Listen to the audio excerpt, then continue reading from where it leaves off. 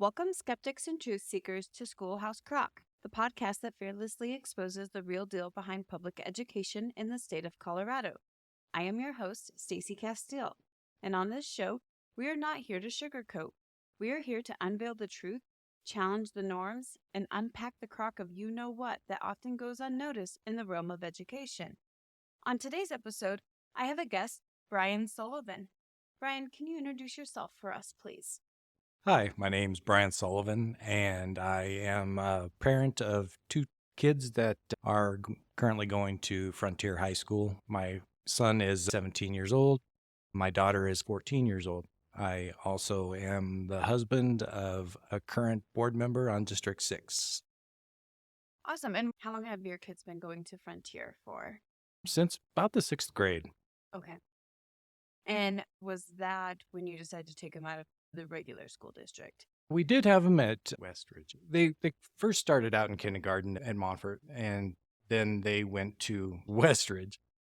And then we actually had them on the list to get into Frontier. And when we were on the list, we were always told, "Oh, it was a good school. It was great. It was above par." And so we finally got acceptance to that, and they've been in it ever since. My daughter was originally, when she was 6 months old, I put her on the wait list for Frontier. All the ladies that I worked with, their kids went there and they were like, oh, you need to have your kids in that school. It's so much better. At that time, my then stepson was in District 6, and I could see just how they were failing him. So we also started out kind of hoping to go to Frontier, and then, but like we said, everybody says that it was better. Is that something that you have found to be true? No, not at all. I have found a lot of things at the school to be not above board. They teach a lot of things that they don't want the parents to learn about. They teach basically about what they want to teach. Their curriculum is very veiled. I've asked to go into my kids' classroom, and you have to give them a two-day notice, and yeah, so they can kind of prepare for what they want you to hear. Definitely. We're also going to be covering some, topics with District 6 today. Like you stated, your children were once in the district, and then your wife is currently on the board with the district. And just some of the things that you've seen kind of as a bystander. Obviously, there's things that she's not allowed to tell us, Right. but just the perception you've gotten. Also, you did submit some of the complaints about the books in the district, that a majority of them are being kept. So I know that recently you had the opportunity to go into Frontier to have a discussion with something that you saw with one of your students. Can you get into that a little bit for me? Sure. I had received a email from the school saying that we're going to be reading these two books and a podcast also, and they wanted to know if it was okay for my 17-year-old boy Tyler to participate in. And I said that was fine, and but I wanted to do my own research, so I got the book. I read the book. It was actually called The Namesake, and I listened to the podcast too, which both of them, I believe together they were over 10 and a half hours long. So it wasn't a little book to go through, but yeah, the Namesake was basically about a Indian couple that had an arranged marriage, and they came over to the US with pretty much only two suitcases, and they worked their way up. It was a kind of good story at the beginning, It was That's how it always starts. right. Yeah.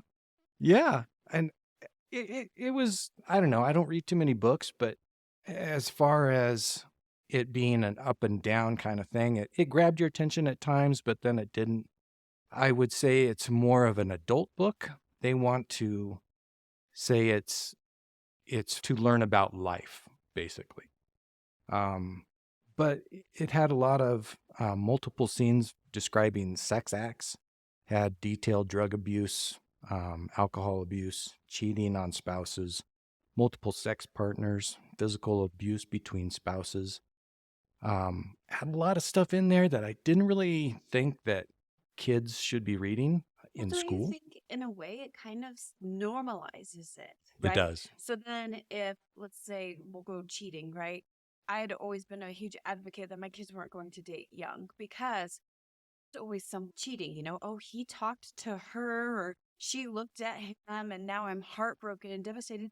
And we start to carry this level of resentment or all men are bad, or just that kind of ideology. And then we start to carry it into adulthood once you start to normalize or talk about cheating, then it becomes, well, he cheats on me or she cheats on me, but I stay, or, I do it because they're just going to do it. And it normalizes it.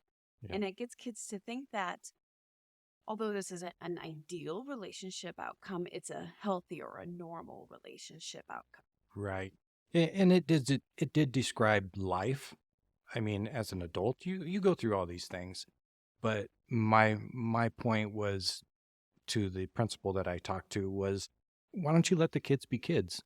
Why do you want to indoctrinate them into the realities of an adult life? They're still kids. Let them enjoy being a kid.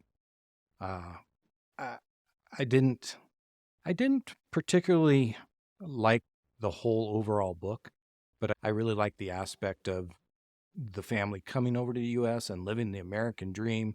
They went to the father was a professor, went to a college. They worked their way up from nothing, and they actually had a pretty good life. Um, but I don't know if the teacher has actually went into that part of it. I don't know what the teacher has actually taught in the class about this book. I know they've had discussions. I've talked to my son about they've had discussions about uh, them coming over to America and um, them enjoying the holidays and going places, but nothing in depth as to what the book is really teaching. My daughter is involved in a musical, Mean Girls, and I was pretty horrified when I saw it. My husband and I were just befuddled. We'd been warned, and it has a PG-13 label. And so, as I was kind of expressing some of my concerns to a couple of friends, they'd asked me, well, like, what does your daughter think about it? And I said, I think the biggest problem is that this isn't that far off from what high school truly is like. And so to hear this or, see these things is not so unusual. And I almost wonder that too, like with your son and reading about, the multiple sex partners. I mean, I think that's unfortunately a very common thing now in high school. And so it's not necessarily ringing that bell that this is not okay, there's a problem with this, or see some of the things that we see because it's become so normalized for them. Right. And that's the big thing I don't like about the schools, especially like my kids have been in this charter school Frontier for quite a while. And so I really don't know what the District 6 schools are like, but it does really seem like they're taking their childhood away and they're wanting the kids to conform to this new reality that they're teaching. It just doesn't seem like they're giving the kids a chance to be kids. I agree. One of the other things that they talked about in the musical was a girl was talking about how when she was 13, she was sending nudes to a boy. And because she was only 13, she didn't know to crop her head out. And then he shared it and stuff. And the underlying message that boys shouldn't do that, I agree 100%. Right.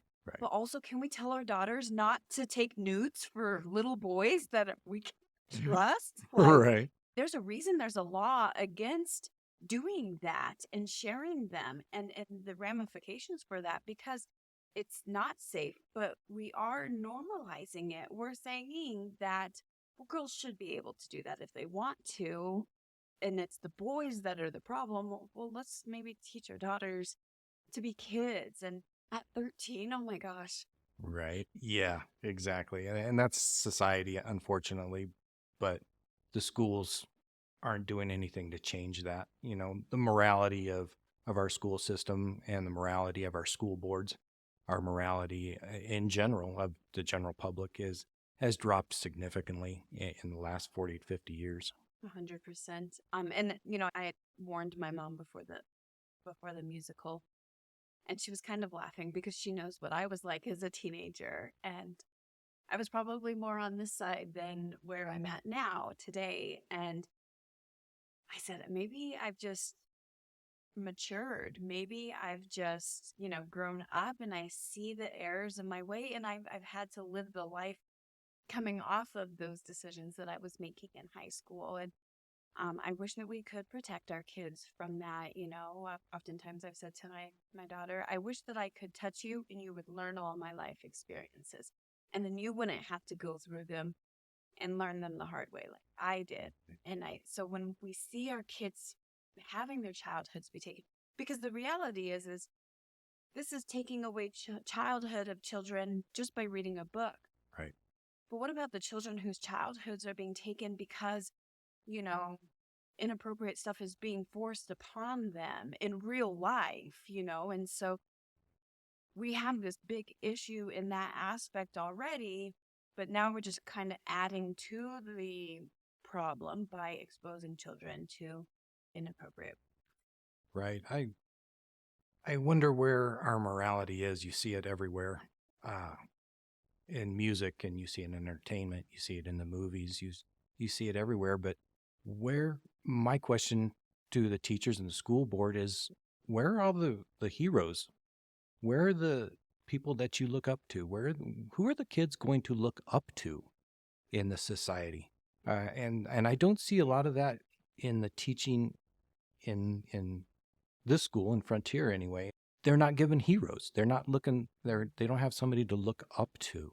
Well, I think too, and if they do have heroes, it's whoever the biggest social media influencer is at the time, and how many likes did they get, and how many shares did they get, and how much money. I actually had a conversation with a teacher, and he said, all of his students want to be famous.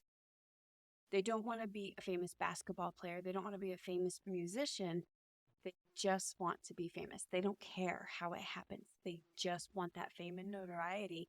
And, it's become this self-centered, I only care about myself kind of mentality. And I think that's, where our morality issue is, Right. we are no longer looking up to people who were courageous or strong or stood for something. Right. It's more of sacrifice themselves, even sell their souls if you want to go that far to get to this point. And how can I get to that point as well? Right.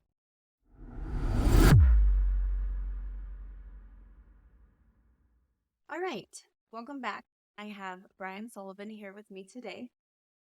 We were just discussing your most recent issue with Frontier. Is there other things that you've encountered that you'd like to talk about with Frontier? Yeah, and I think it's kind of a District 6 problem too. But my daughter was being bullied at school, and it was by a boy, and he was kind of just going up behind her and knocking her knees out, and he'd kick her once in a while, and she didn't like it. She reported it, and I went into the school and let them know I knew about it, and I talked to an assistant principal and a Title IX coordinator too, Jackie Schmidt, that was at Frontier. I told Claire, if in any situation, if any student, boy, girl, whatever, had started something with her and had thrown the first punch and got into a physical altercation, that she had my blessing to defend herself. I was told by Mrs. Schmidt that if she defended herself physically, that she would get the same repercussion that the boy or girl who started it. And I thought, really? For defending yourself? You're going to punish someone. You're going to punish a little girl. What kind of message is that sending? That you can't stand up for yourself, that you can't defend yourself. You're going to sit there and you're going to get beat up. You're going to get, whatever punishment they're going to deal out. And you're going to sit there and take it because you're going to get punished. So You're absolutely correct. This is an issue in District 6. It's also just a nationwide issue as well. And I can't help but put my tinfoil hat on. I don't know if you realize this, but I have one I love. I should actually set it down here. If you think about it, if you're teaching kids that they can't stand up and defend themselves, doesn't that allow the state, the government, the federal government to come in and tell you what to do? And you have Yeah. to sit down and shut up and take it. You're easier to control Yep. if they kill that spirit in you to say, wait a minute, no, this is wrong and I am going to protect myself. And, if they say, well, you're going to get the same punishment. That's absolutely mind blowing, especially because they tell you to turn the other cheek. Oh, just ignore it. Just walk away. Right. I have two brothers and they would pick on me relentlessly. And I would respond every single time. And my mom would be like, oh, they're just trying to get a rise out of you. Just ignore Right. them and walk away. Well, you can only do that so many times, so long Yep. before you finally say, listen here, we're not doing this. I'm not putting up with this. And Yep. I mean, from my fighting with my brothers, it gave me a mentality that I don't back down really to anybody. Right. It and if you get in my face, I'm gonna get in your face too. I was in my early 20s when I finally started to go, maybe I can't resolve issues by just punching them in the face, I mean, they learn not to mess with you, but Right. also like there really isn't actual resolution with that. But when we teach kids to walk away and ignore it, we're not helping the situation. Yeah. I've told both my kids, you talk about it first. You try and resolve it with words first. But I said, if you can't, you go report it. And if you can, it keeps happening, then, and worse comes to worse, then yes, you defend yourself. Back in my day, it was you cursed at each other Yeah. and, you called each other out and blah, blah, blah. And at the end of the school day, it was, let's go. It's go time. Yeah. And you solved it. And majority of the time you walked away, you shook hands, and you were friends the next day. Yeah. Greeley West had a gossip page on Instagram. Unfortunately, sure, it's been taken down. But they would post their fights on there, and I would watch them because I would be like making sure that my kids weren't the ones standing around Right. filming it. Like, no. Like you guys could be like, oh dang, there's a fight, that's crazy, and then walk away, go in class, don't be involved, don't hang out too long. Uh, but there was a couple of fights where no teachers came running. I was like, good, let them duke it out because they did. They just ended up walking away at the end of it, and that was it. There was no continuation. There was no further fights, no further issues. It was like this is what happened, and then that's what we did at school too. At our school, there was a sidewalk. On one side, it was school property, and on the other side, it was a city park. And you just stepped onto that grass and let's go because then you weren't Right. charged with fighting on school grounds. But I mean, that's where you had to take care of things. You learn life. Yeah. Then yeah, they don't let them learn life. They're guided through life.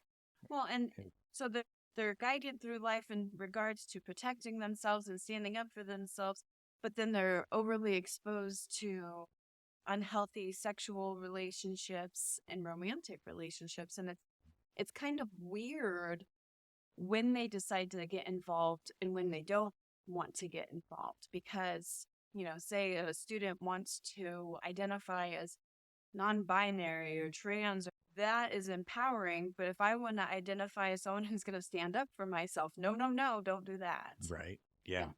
It's very much who they choose, or what they choose. The path is going to be. I also did have another problem in the school with my daughter Claire. One of her teachers, Mr. Duval, was going over what they call love languages, and I'm familiar with it. I read the book a little bit, but I don't believe love language should be in school. It's not really an academic. What grade was this?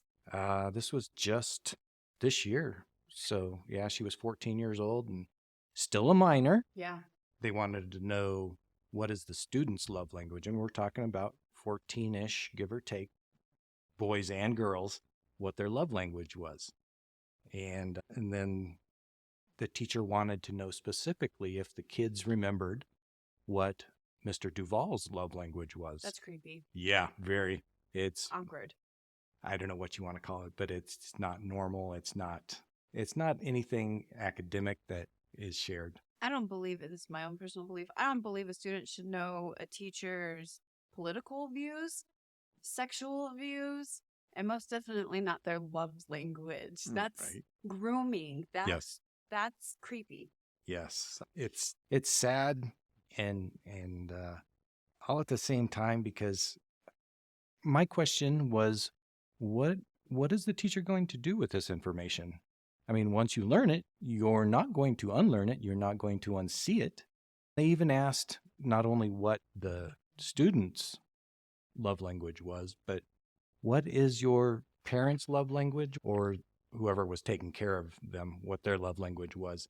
It wasn't just directed. They wanted to know the whole family's love language. What class was this for? It was in health. So they're disguising it as a health section. I guess, and like the other thing, I guess that I'm kind of hung up on is like, okay, so the love languages are like words of affirmation, physical touch, gift giving, Mhm. and Intimacy. acts, and yeah. Yeah. So like, Yeah. okay, how many 14-year-olds? I'm like, I definitely love to touch people. That's Right. like, well, wait a minute. They shouldn't really know that yet. They shouldn't Right.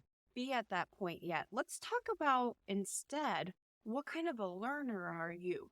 Do you learn from hands-on? Do you learn from watching? Do you, audio, visual? Like, Right. why are we not doing that? So with that, we can help teach these kids how to format their high school education the best way that they're going to learn from, as opposed to learning about relationships and how Right.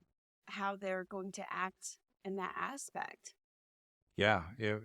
It was rather disturbing. They also focused on a bit of it on, they wanted to know their opinion about breakups and that kind of realm, boyfriend, girlfriend breakups. And I'm like, what does this have to do with any kind of health? Even if they disguise it as a health class, what does it have to do with academics in a school function?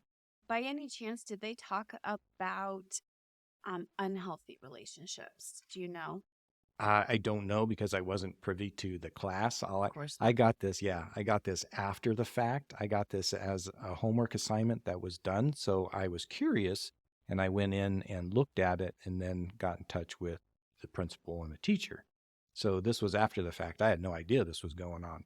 And this is why the parents don't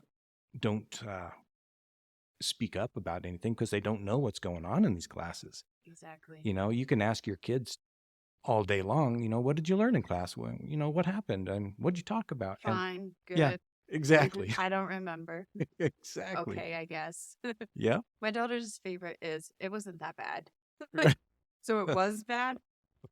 No, it was okay. It wasn't that bad. Right. Okay, that's so descriptive and clarifying. Well, I think the reason I asked, though, is one of the issues is in the United States, and I'm trying to go off of memory of after a couple of months, it's something like 1 million students across the country suffer from domestic violence, whether it's physical, emotional, verbal, or sexual. Last summer, we had a 15-year-old who was murdered by her 17-year-old boyfriend because she tried to break up with him. That's right. I remember. He shot up her trailer, and then he got into the trailer and he went and found her and executed her in front of her little brother. Mm.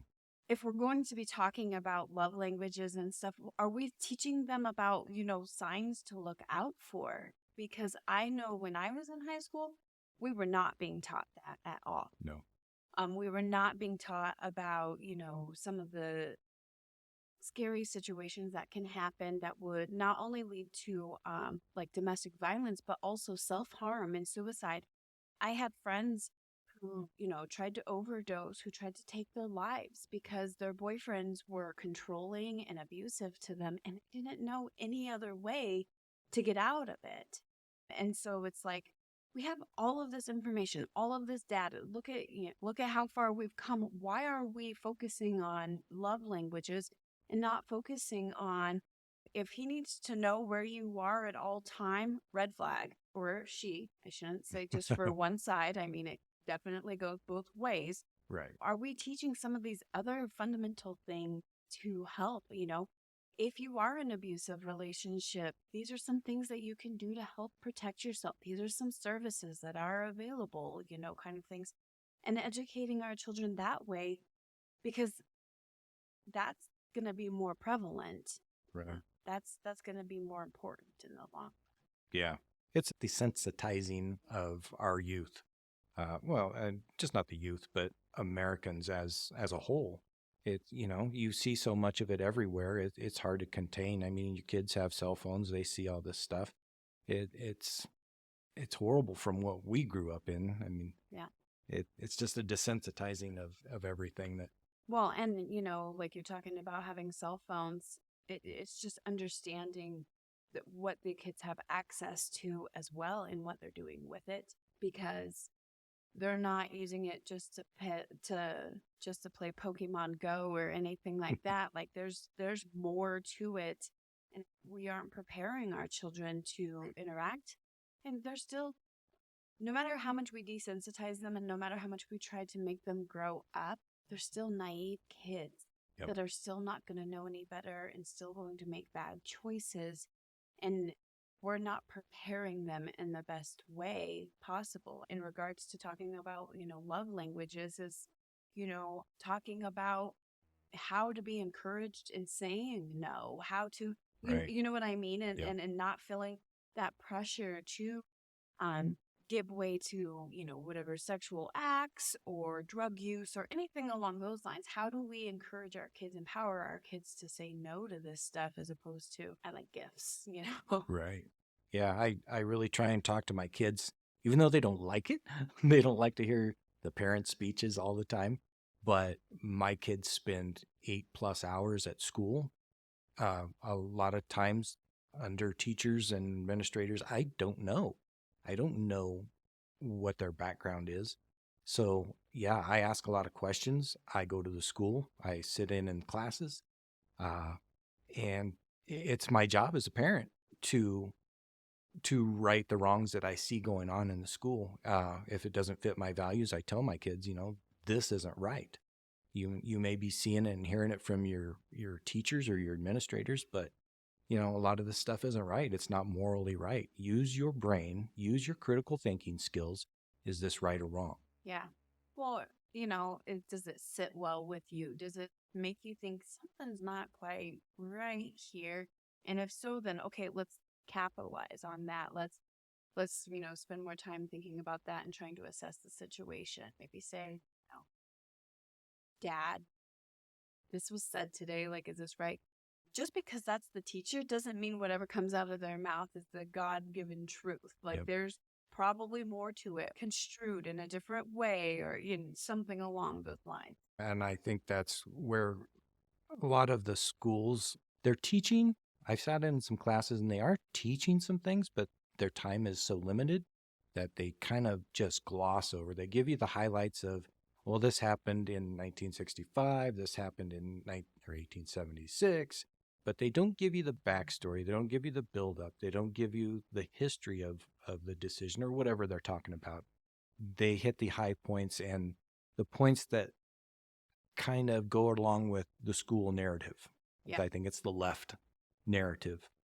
I'm okay with teaching history and I love history, but you've got to teach the entire history. You can't just cherry pick what's out there. And I see a lot of that. I've seen it personally in some of these classes that my kids have taken. Well, and they act like when we say that we're meaning, let's not talk about slavery. No, let's talk about it. Let's be real and honest about it.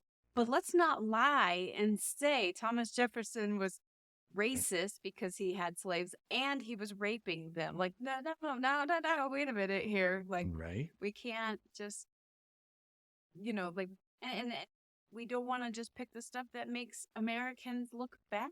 I mean, Right. we've done a lot of amazing things. Even if we go back to the slavery with Black people fighting, along during the Civil War, Yep. why are we not highlighting that more, Exactly. and talking about that?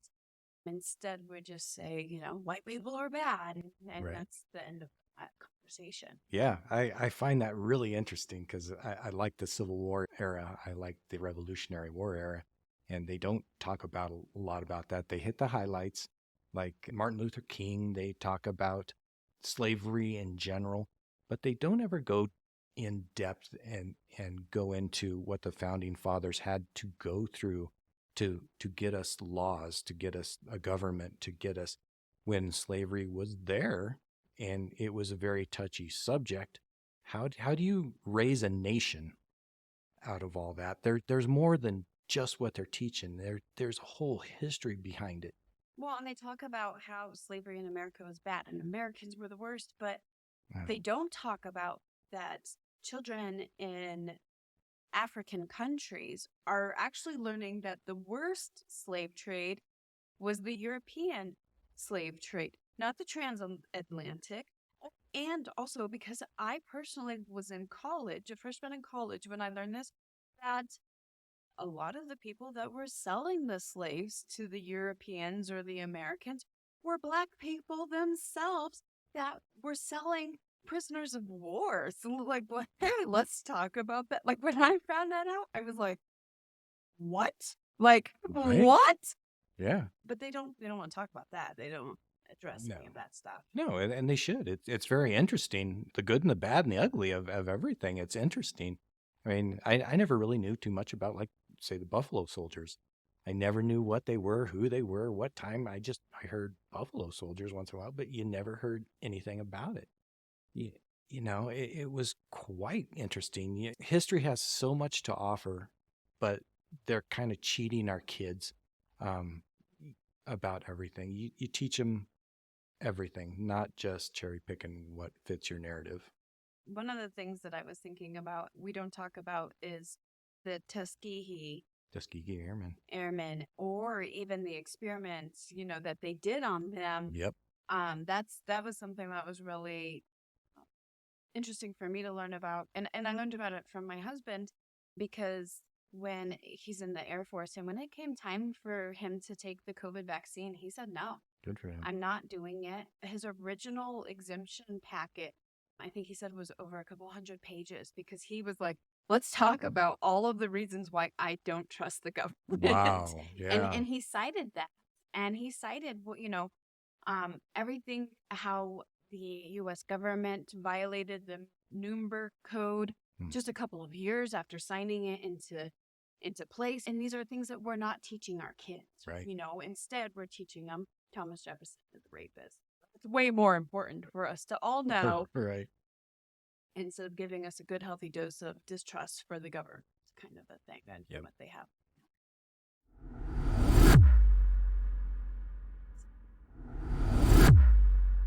Welcome back. And thank you guys so much for joining us again. I have Brian Sullivan here with me, and we've been having some great conversation about what's going on in Frontier. But now we are going to get into a little bit of what is going on in District 6. Something that I know that we both agree on and have been involved in is, the complaints against some of the books in the schools. And I think, what you talked about with what you experienced in Frontier with the namesake, that's definitely kind of par for the course. There was the book, The Absolutely True Diary of a Part-Time Indian, and it had such a great message. There was times I was like, yes, yes. And then they would put something weird in there and I'd be like, no, what? But this kid, he's Native American and he lives on a reservation, but he is too smart for what the reservation school is going to teach him. And so a teacher gets him to go to a school off the reservation. It's a white school. And he starts to learn all these things. Like, I'm not identified based off of the fact that I live on a reservation. In fact, I'm a part of many different tribes. So he talked about the reservation tribe, the tribe of the white school. He plays basketball. He's a nerd. He loves to draw. He's a cartoonist. and he's also the tribe of the chronic masturbators. And it's like, whoa, wait a minute. What Why? literary value did that have? Right. You know, I mean, like, you had such a great message going, trying to tell kids that they are not boxed in by where they were born, where they live, how they're raised. The sky is the limit. They have so many different components to them, but then we have to make it sexual. Why do we have to make it sexual? Um, Right. is there really that many kids that are going, man, I'm a chronic masturbator, and I just really wish there was a group. I mean, who's sitting there going, yes, that's me. You know what I mean? Like, Mhm. but it's desensitizing, it's normalizing, it's planting that seed, Yep. it's opening the door. This was in my complaint at the board meeting. And in fact, there was officers there. Obviously, you are aware of the police officer presence that we have to have. And I always talk with them, and they told me, you are exactly correct. This is a seed that can be planted by groomers, because then if a teacher gives the student this book to read and then they get to that part and they say, well, you know what masturbation is, right? Well, it feels good, doesn't it? Oh, well, are you doing it correctly? Well, let me show you. Let me help you.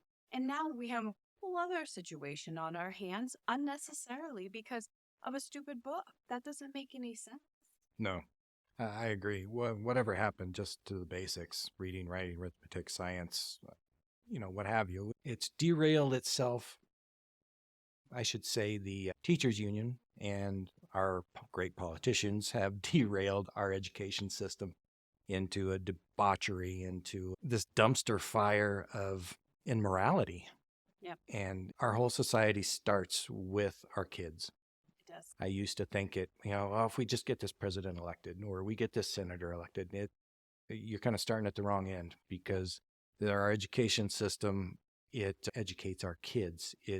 Those kids move on to college. Those kids move on to doctors, lawyers, politicians, the people that make America. That's where you start. That's where the left started 60 Yeah. years ago. Have you seen the documentary Whose Children Are They? I watched a little bit, but not much. They talk about that, and I can't remember who it is, which Chinese president said it, but it was, you can never invade mainland America because behind every blade of grass is a gun, Oh, right? right. There's that whole concept. And they realized that, and they realized that the adults were going to stand their ground, but if they could just get into those kids, just plant those seeds, and they do it all under the guise of anti-bullying and inclusion and all of that crap. Yep. Well, nobody wants to be called a bigot. Nobody wants to be called homophobic or transphobic. I don't hate gay or trans people. That's weird. That is a weird approach to take. What I do hate, though, is telling our kids that you must sacrifice yourself to make them feel comfortable because they're different. Well, wait a minute. In order to make one person feel comfortable, we might be making other kids feel uncomfortable. We talk about you should love yourself the way you are, but yet, if you think you're trans, please go ahead, take hormones, do whatever you can to feel better about yourself. Well, wait a minute. We haven't been teaching them the concept of, loving themselves. And then there's the whole anti-bullying curriculum that basically is just reverse racism. Yep. That's what it's all based off of. I don't know if you ever saw the equity picture, and it's I don't know, like 3 or 4 kids, and they're standing outside of like a soccer game. And there's one kid who's tall enough and he can see over the fence, but then there's a girl who's handicapped, and then there's, another child who's just not tall enough. And they're like saying, we need to give the handicapped kid and the girl that's not tall enough opportunity to see the game. Well, first of all, buy tickets to the game. Right. They have handicap seating inside of the stadium specifically so that handicapped people can see without being obstructed because of their handicap. Right. Also, like, we're trying to take away other people's opportunities to allow other people to, have that same experience. But of course, the kid that was tall enough to see over the fence, he was white.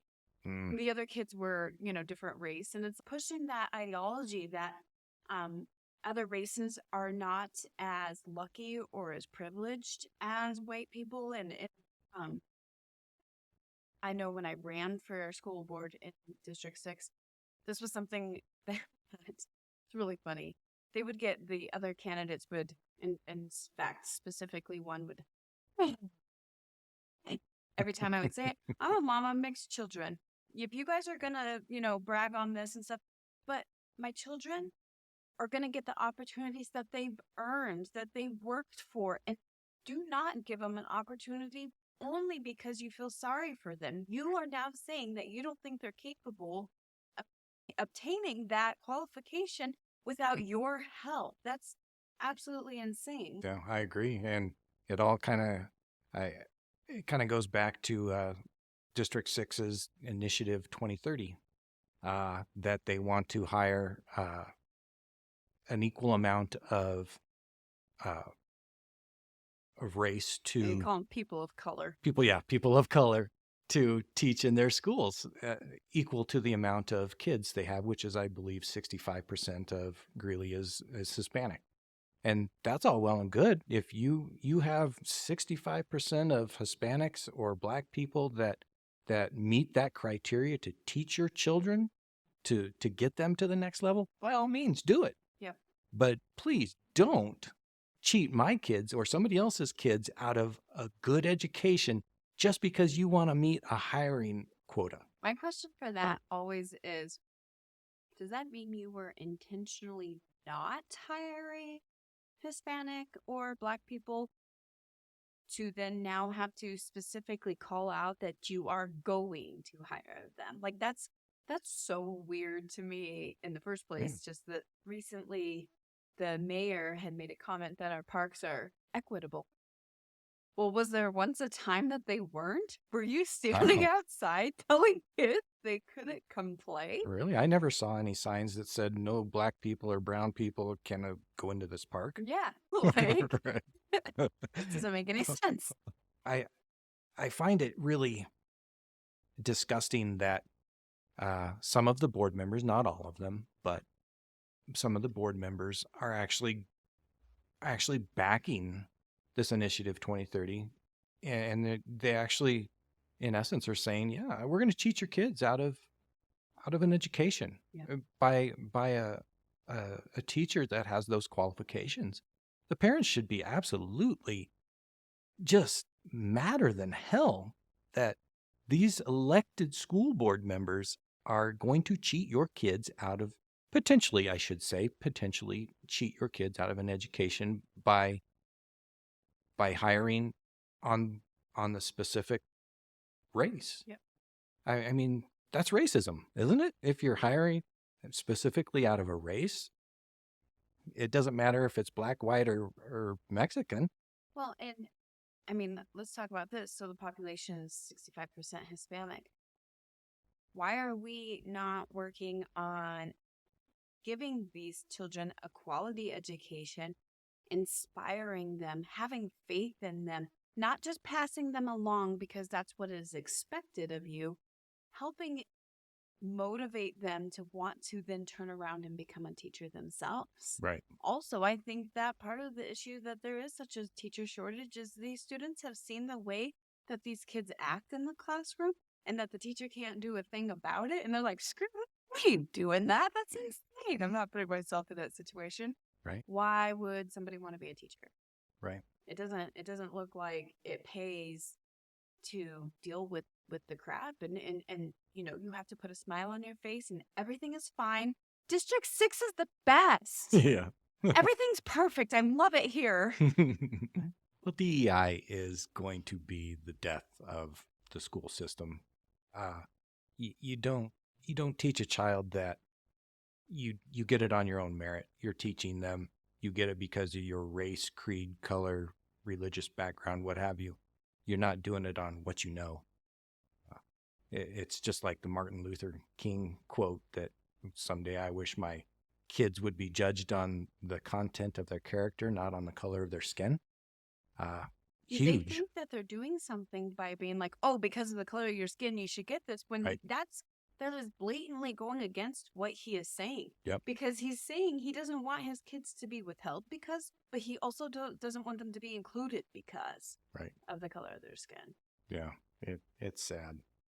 It's got to be kind of a tough situation to sit back and watch what's going on in the school board with the DEI and stuff. I also think that it's ironic that we're so against bullying, but yet we have a board of 7 adults plus a superintendent and plus 5 assistant superintendents that do that on a regular basis. Yep. They bully the parents, they bully the teachers, they bully the other board members. Yep. It's absolutely insane. And it's all because they just want to continue to pretend like the boat's not sinking. There's not holes everywhere. One of the school board candidates felt like she should be elected only because of the color of her skin. That doesn't make any sense to me. I had somebody ask me, well, you're from a presumable European descent. I'm like, that's insane. How do you think that you can advocate for the diversity of this district? Well, my 2 mixed children were sitting behind me. I pointed at them. I said, you see them? I think I'm doing a pretty good job at trying to help them understand all of their heritage. I want them to understand their German. I want them to understand their Native American. I want them to understand their Irish. I want them to understand their Black. I want them to understand their Mexican. I want them to understand it all. Yep. Why are we just focusing on the Mexican and the Black? That doesn't make any sense.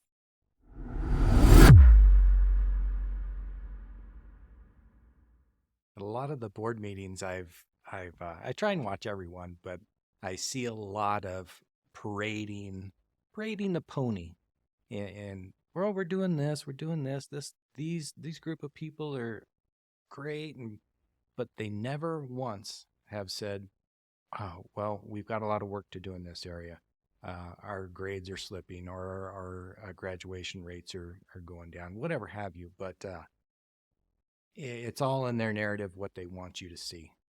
And graduation rates are going up, but they don't tell you why. They don't tell you how. They don't tell you, well, yeah, we've lowered the requirements here.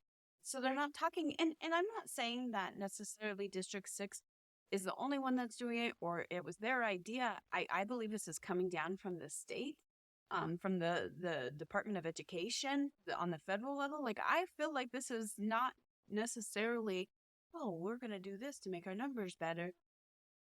But when they talk about all the, things that they're doing, yet they don't talk about some of this underlying stuff.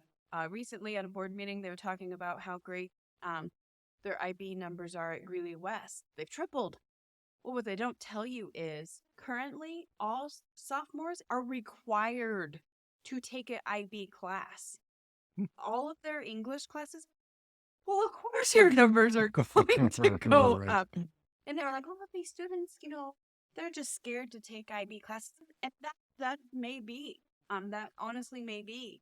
But how can you put that feather in your cap when it's not by choice that these kids' enrollment is going up? It's being forced. They're being Right. required to do that. Yeah, it's kind of like COVID.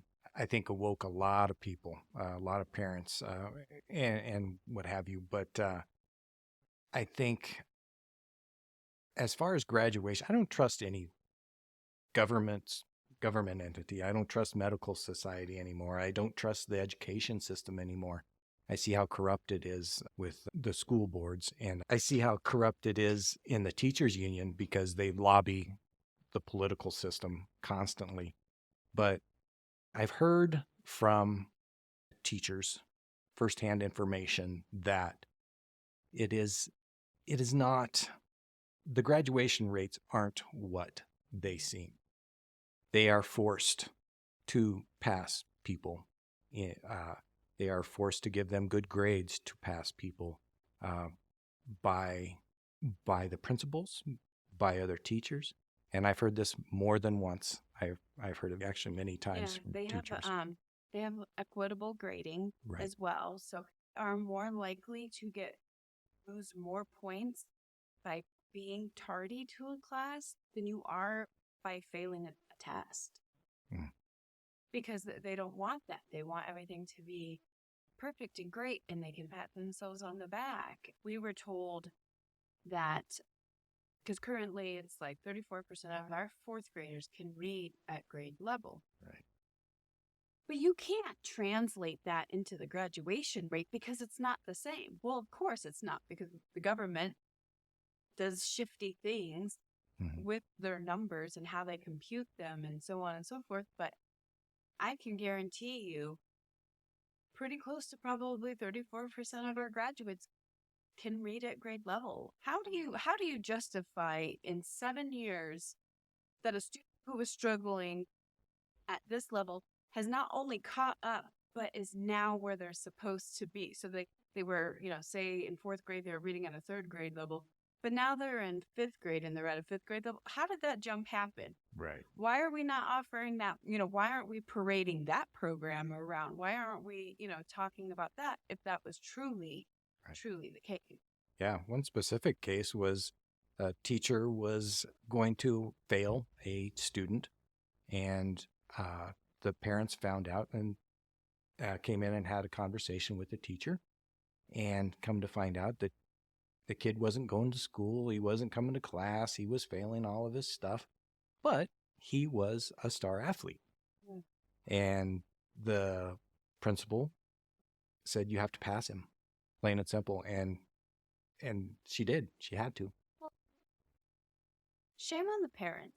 Yeah. Shame on the parents for feeling like they could go in and get their little Johnny into, and bully the teacher into giving the grade that they thought that he should have, and not addressing the issue of not going to class. Right. We were talking at the school accountability committee meeting about the potential for vape detectors in the bathrooms, Hmm. and if there were, and so on. And the principal goes, I don't want to tell you because I don't want you to tell your kid. And I said, no, I will not tell my kid, because if she is stupid enough to vape, I hope she's stupid enough to get caught. Yep. She deserves that. And we don't, as parents, unfortunately, that's not the common view anymore. No. I mean, I know we get frustrated with the teachers and the administration and such, but the parents are also to blame for a lot of this.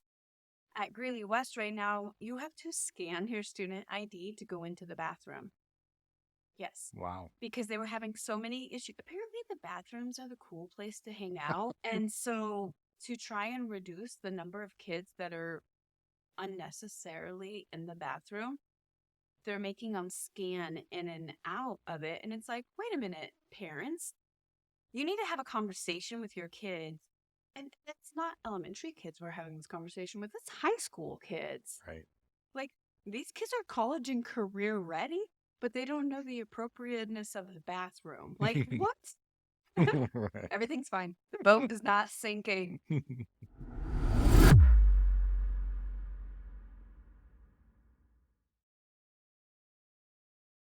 You're talking about bullying earlier, and I think the biggest bully on the school board is Mr. Matthews. Amen. Yeah, Mr. Matthews should be ashamed. He should resign, along with a few others. Did you know? So there's a parent in the district, but her kids are not in the district, but she still lives in the district. And so she gets up and speaks because she's like, this is ridiculous. This is ridiculous.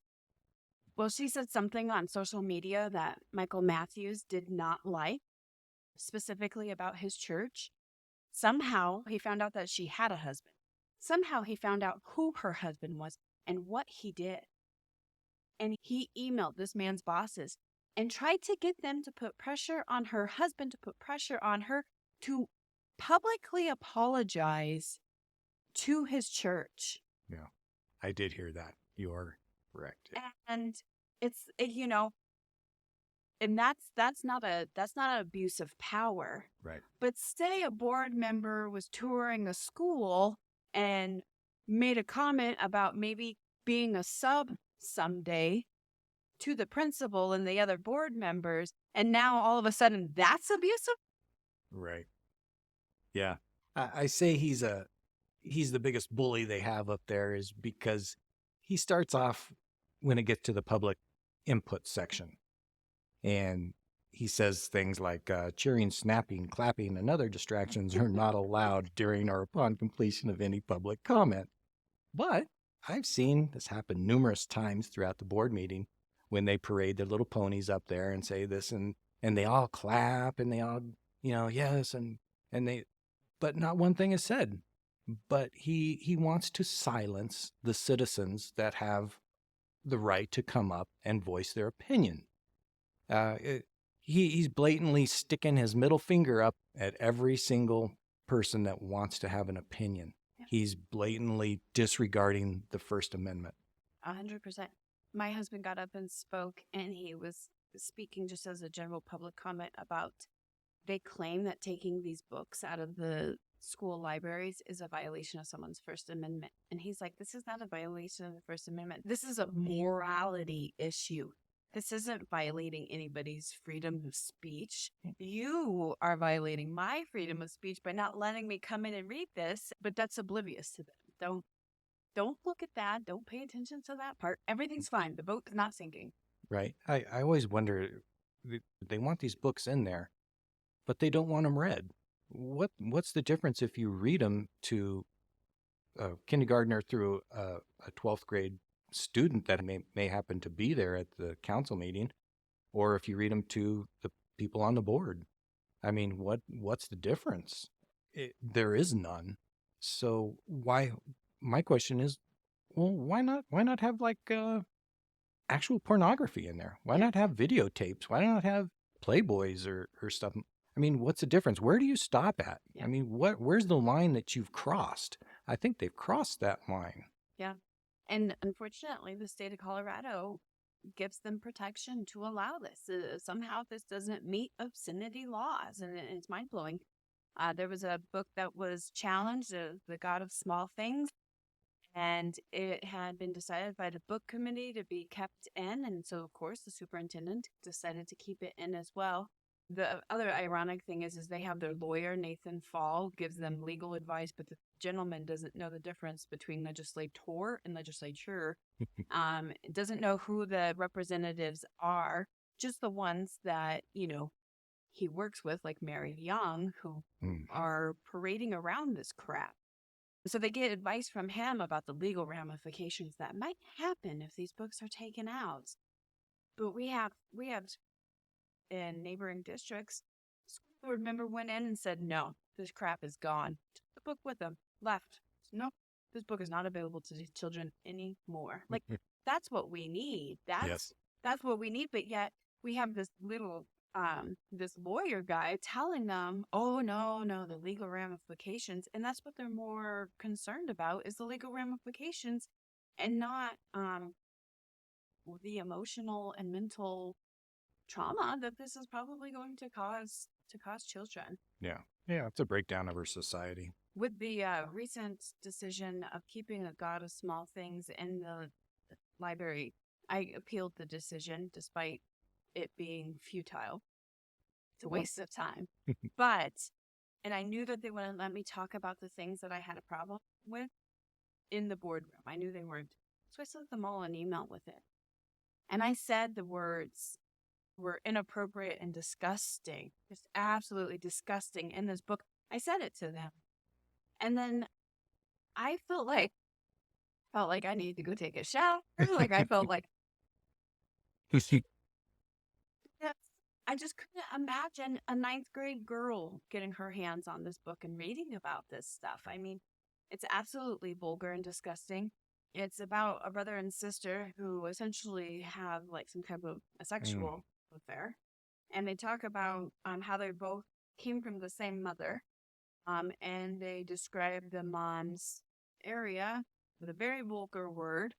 And I'm just befuddled because as a mom, I would put soap in my children's mouth if they talked about me like that. Yeah. And I would assume every mother up there and every father up there would do the exact same thing. But yet, no, it's okay. This is cool. Well, it's cool because it's not white people doing it. It's another race. It's their culture. And this is their ways. This is what's inclusive. And it's mind-blowing that, I don't know, I feel like, this is probably a whole other topic. But we need some of these other cultures to come in and say, no, you will not perceive my culture, my religion, my views in this disgusting way. Right. I think the Muslim, I can't remember where it was. There was a Muslim mom that got up and spoke. And I want to say it was in Michigan somewhere. I could be wrong, but yeah, she got up and she said, that's disgusting. That's not what fits our family or our beliefs. And I don't know, we need more people of ethnic backgrounds, races, what have you. I mean, mothers, fathers. I mean, I know a lot of the mothers in District 6 have taken point on this, and kudos to you guys. But we need more dads to be Amen. Yeah, outspoken. we do. And I think we just need, as a society, to be, call me homophobic. I don't Yep. care. Call me Yep. transphobic. There's a weird, take that bit out. There's a trans man, I think. I don't even know what he is. Here in town, who said that when during one of the school board debates, I was asked about trans and my face puckered. I was like, I don't know if, unless I'm like eating a lemon head, my face doesn't typically pucker. I probably rolled my eyes because if it's the one I remembered, of course, I wasn't exactly sure which one he was talking about, but if it's the one I remember, they were talking about how to make LGBT kids feel included in the classroom. And it's like, why aren't we just making kids feel included? Why are we focusing on one set of kids?